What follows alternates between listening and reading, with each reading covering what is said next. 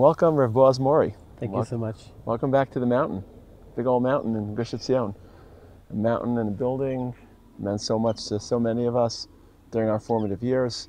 We're so proud of how you've taken all the vision that you received on this mountain and other places that you visited and accomplished so much in our country for our people. So I want to thank you for all the work you do for Am Yisrael. And thanks for joining us. My great pleasure. It's always a pleasure to come back to Gush. I love the people here. I enjoy a wonderful relationship with you and with so many other people here. And it's 2 years that I spent here are years that I cannot compare them to any other years in my formative education and life. And still to this day, I still glean on the lessons that I've learned from the Rabbanim here and just the whole hashkafa and the idealism that's in this place. So on that note, a lot is happening in Sefer Shmos in these parshas. One could say that a lot of models for what we're doing in our country now that we've returned to our country. The first redemption, the final redemption. This is the Yeshiva. We both appreciate that trying to maintain the traditional Torah study and traditional growth of all of our lore and heritage of Talmud Torah. But now that we're in our country, we also have to serve our people and to defend our people. What does that speak to you now that it's Parshas Vaera? The refrain that probably appears more than any other refrain, certainly in this parsha, is Shalachta mi v'yavduni, that send out my people that they should serve me.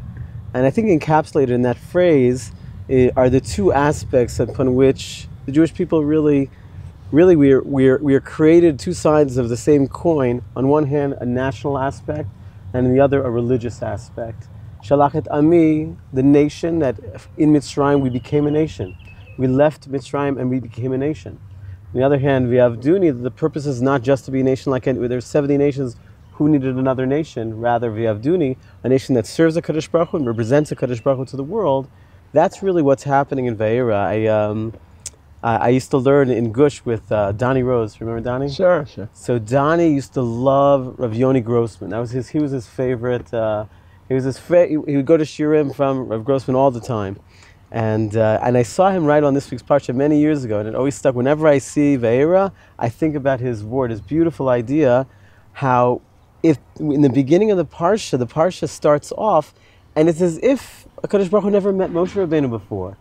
He's all of a sudden reintroducing himself, and saying the same thing, l'chora, that he said earlier. He's also tasking him to go down to Mitzrayim, to speak to the Jewish people, to speak to Paro, and to get Bnei Yisrael out. He did that already at the Sneh. Why is he repeating again? So at closer glance, it's just a beautiful, gorgeous shot.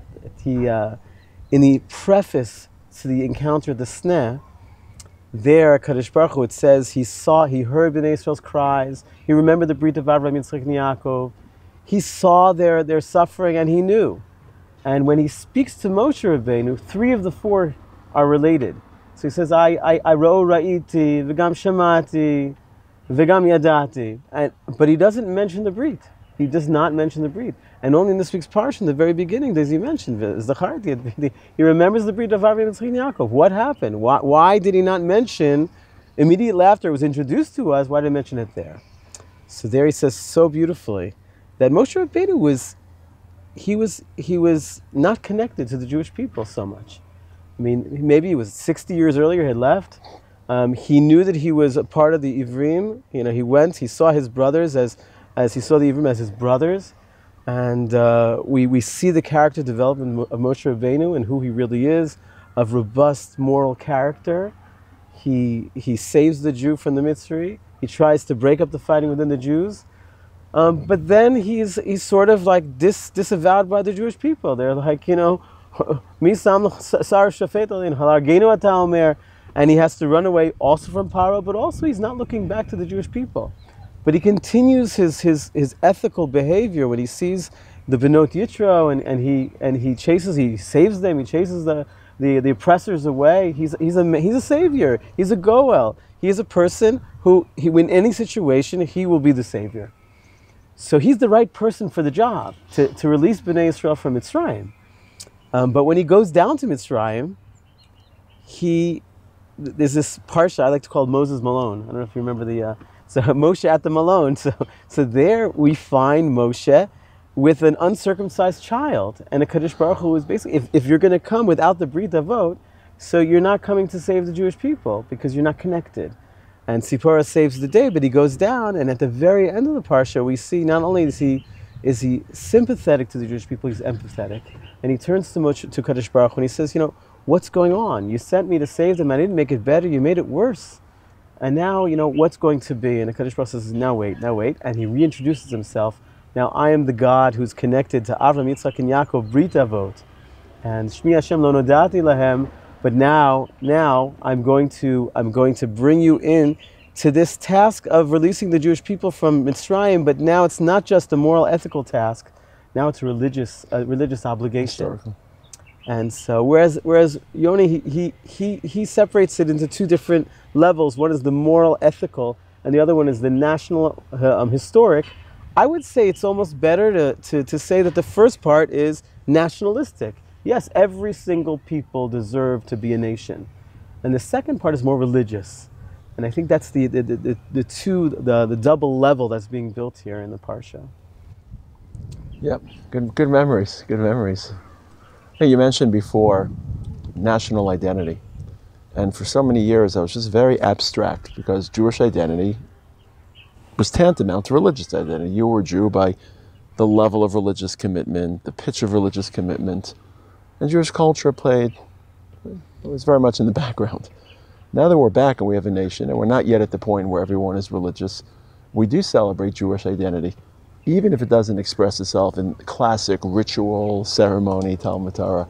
We're proud when we see proud Jews, not just in Israel, but we try to celebrate in secular Zionists their commitment to land, their commitment to people, their commitment to language.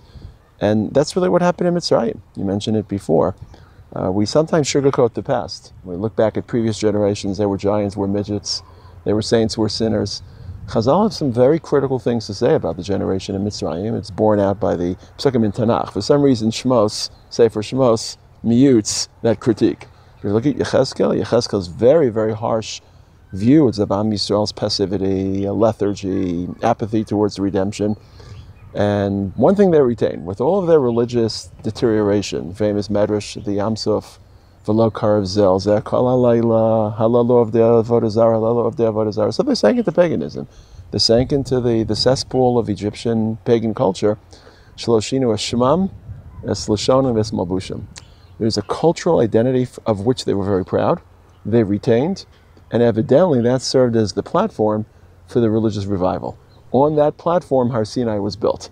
They could still be redeemed as proud, living and vibrant Jews, and then resuscitated religiously.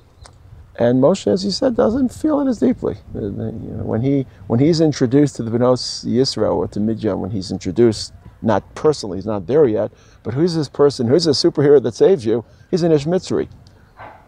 Everyone looks at him as a Mitzri. Yosef isn't seen that way. In the end of Sefer Bereshis, he's always referred to as Hevi Lanu Ish Ivri, Gunov Gunati Mibeisa Ivrim. Something about Moshe that's not yet there. And as you said, his Bris Milah transitions him. Let's talk a little bit about what you said, nationalism. And we're living through a very unique period. And we haven't navigated this course of redemption. We don't have Sfarim to look at. We don't have background information. We can't look up what the Chassam Sofer said about living in the state of Israel because it was all theoretical. What did you pick up from this yeshiva that helps you build our country, build our people, build our history? Looking back, what did you pick up? I mean, it's exactly that. I mean, Rav Amital and Rav Lichtenstein, they always emphasize and stress the importance of being part of the nation. Whether it's Rav Amital's famous when in Parshat Noach, we don't have, we had a Sohar, we have the windows are open. The base medrash was built with windows to the outside, that you shouldn't always view yourself as just in the base medrash, just in Torah, but really a part of what's going on outside. And I was thinking if you go all the way back to the beginning of Yisrael, so Yaakov Avinu, he's an Ish Tam Yoshev Alim, and he can't be just a Yaakov Avinu and start to be the father of the Jewish nation that way. And Yitzchak, even when he wants to bless Esav, because he sees Esav as a man of the world. He doesn't see Yaakov as that figure. And in fact, I think that Yaakov now, after the whole story with the brachot, he needs to now learn the lessons of how to be not just a Yaakov, but how to be an Esav, a man of the real world. And ultimately, when he's given the new name Yisrael, Yisrael really is a combination of Yaakov and Esav in one personality. It is the Yaakov who is an Ish Tam Yoshev Olim. He's the Kol Yaakov, but he's also the Yadayim Yidei Esav, an Ish Yodeh Tzad Ish Sadeh, a person who knows how to deal with the real world. And that's the Yisrael Kisaritim Elohim Anashim V'Tuchal. You have to be successful with both man and with spiritual matters, with worldly matters and with spiritual matters. That's what Yisrael is. And therefore Yaakov, he needs to marry Leah, who was perhaps destined for Esav. Everyone was saying, why is Einei Leah Rakot? She was supposed to marry Esav. She was supposed to marry Esav, but Esav chose out. Esav made very serious decisions that were away. So Yaakov now has to not only marry Rachel, who has the obvious kids of Yaakov, who are Binyamin and Yosef, who represent that spirituality. Binyamin didn't sin and Yosef is a tzaddik. But he also has to have the other kids who have certain challenges, because people who are men of the world have certain challenges. But they prove themselves at the end. That's the difference. So they're sons of Yaakov, not sons of Esav. So Levi, so he does what he does, but he becomes Levi. And Yehuda does what he does, but he becomes the leader of the Jewish people. So Yaakov is this combination, Yisrael is this combination of the tchunot, the characteristics of Yaakov, and also the characteristics of Esav, but in a positive light, which ultimately come out in David HaMelech, also Admoni, but he's a Bereshut Sanhedrin, he does what he does.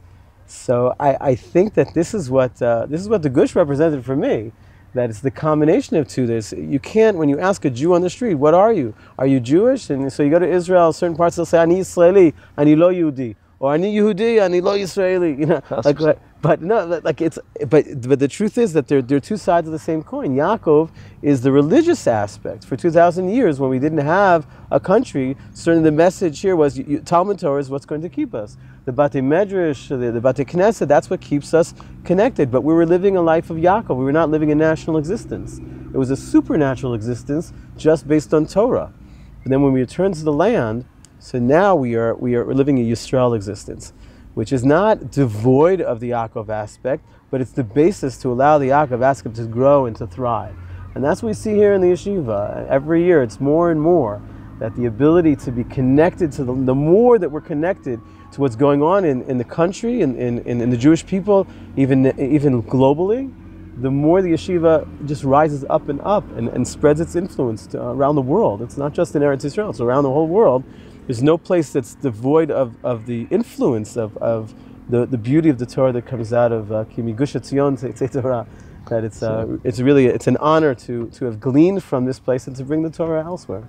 Well, while you were speaking, I was noticing how inspired you are and continue to be by the yeshiva, and how incredible your efforts and your successes in trying to take our people to the next phase. It's a whole new phase in history, and it's very hard for people who are so rooted in tradition to be able to see. We've opened the door to a whole new room, and we have to drag all of our tradition into that room. Just because we're walking into a new room doesn't in any way truncate the past, but we're applying the past in so many ways that we don't have precedent for, we don't have example for.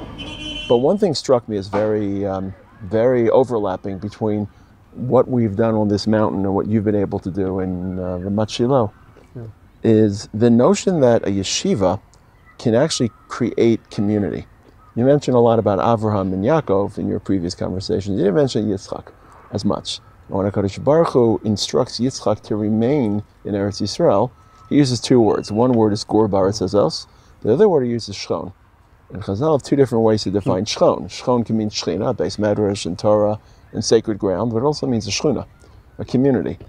And for so many thousands of years, Batei Medrash were protected from the outside influences. When they built the Yeshiva in Slobodka, they were told to build a big wall between the Yeshiva of Slobodka and the town of Kovna because Balabatim would negatively corrupt the Yeshiva Bachrim. And what we did on this mountain 50 plus years ago was we came back after so many years of absence and after so much Mesiras Nefesh, put this yeshiva on the tallest mountain, and you just look around and life has grown around Torah, and Torah has become literally an Eitz Chaim Hi, as it was in Gan Eden. And you created a microcosm or miniature of that, where you decided to build a yeshiva and start a community around the yeshiva. What was that like? What's your greatest pride having accomplished an Eitz Chaim of Torah. I mean, it is. I don't know, b'mezachiti. I don't know why I was zocheh to do it, but I certainly had tremendous siyata d'shmaya. It's wonderful to be able to walk to your workplace, Baruch atah ba'ir, Baruch atah b'sadeh, but more wonderfully is that the people that you teach with, you teach Torah with, that you influence young minds, are also the people that are your neighbors, the people that are your friends, the people that you daven with on Shabbos as well. And it is a great kavod for me personally to be able to live that dream. I also am your brother-in-law's neighbor. Yeah. That's also living being Rabbi part Fass. of Yeshiva, Fass. So being able to be surrounded by inspiring people just allows you to be even more inspired. Okay, so keep inspiring minds. Equally important, I know you do this even better, inspire their hearts. Baruch Hashem, you have so much heart to you and so much inspiration. And come back and visit us sometime soon. I'm looking forward every time. Thank you. And Shabbat Shalom.